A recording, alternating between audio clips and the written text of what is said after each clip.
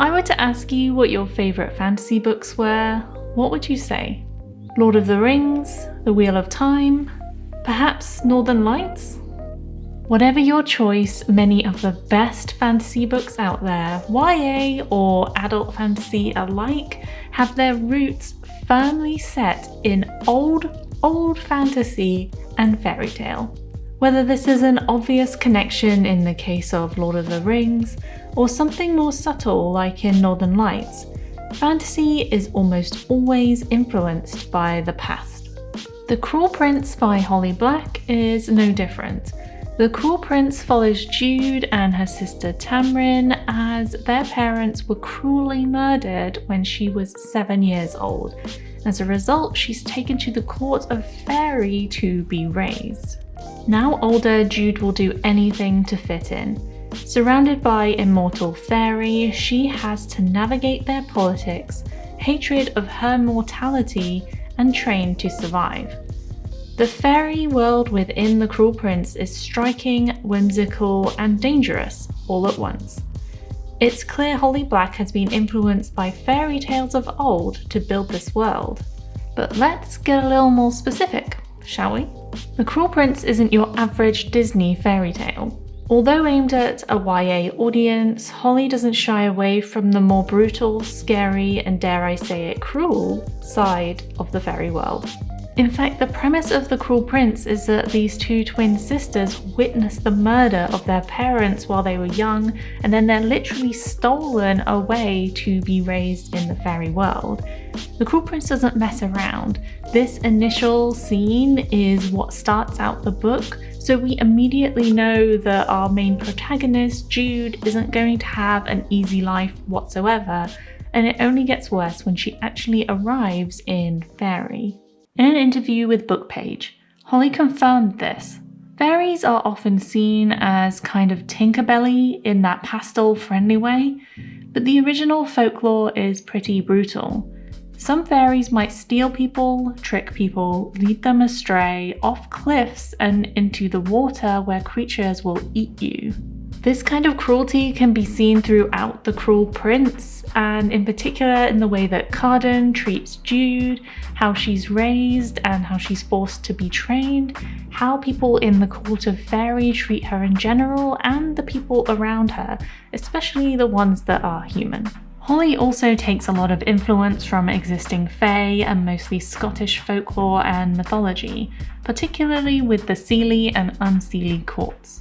In the kingdom of Elfheim, in which The Cruel Prince is set, the Seelie and Unseelie courts come together to swear fealty or not to the king or queen of Elfheim. The Seelie court in Holly Black's work and traditional folklore is known to be somewhat friendly towards humans. They are said to seek help from humans if needed and return human favours with kindness.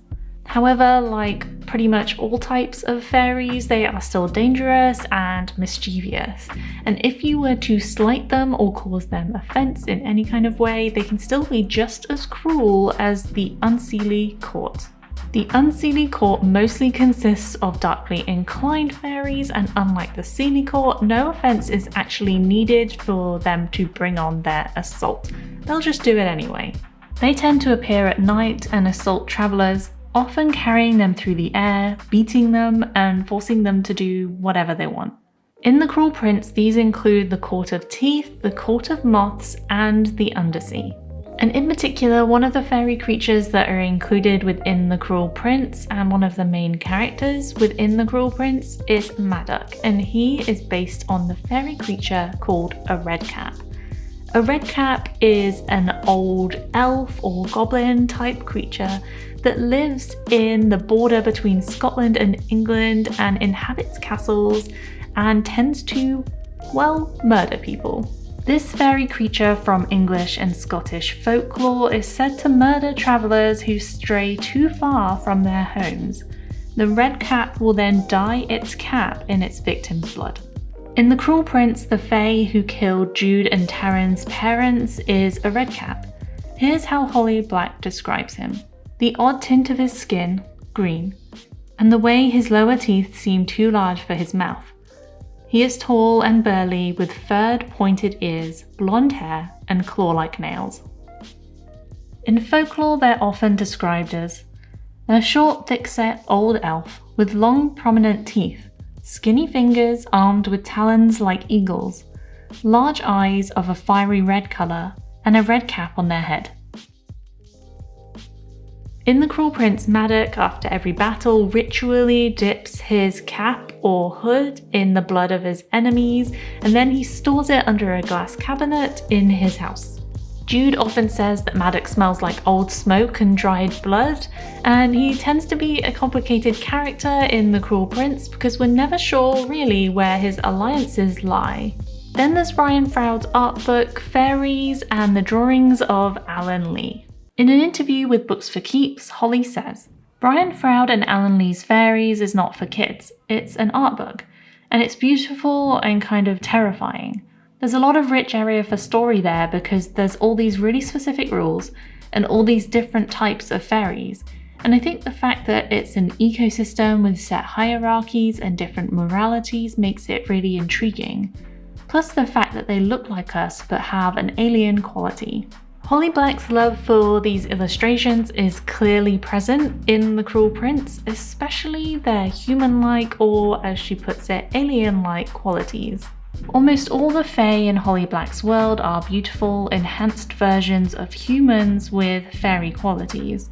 They're ethereal but not so far removed from us as humans, which makes their interactions with the human characters in the Cruel Prince world all the more interesting. Without these human-like qualities, these interactions and relationships between fairy and human just may not have been possible. Holly also mentions the ecosystem and the set rules and hierarchies in the illustrated book, and this is definitely prominent in The Cruel Prince. The politics of the Fae world is there, and we follow Jude as she navigates all of this, and we experience it with her. It's clear Holly Black has been heavily influenced by folklore and mythology while writing The Cruel Prince. It's a theme that goes back to the gritty past but still makes it accessible to modern audiences. This perfect blend has made it a firm favourite with YA fantasy fans, myself included.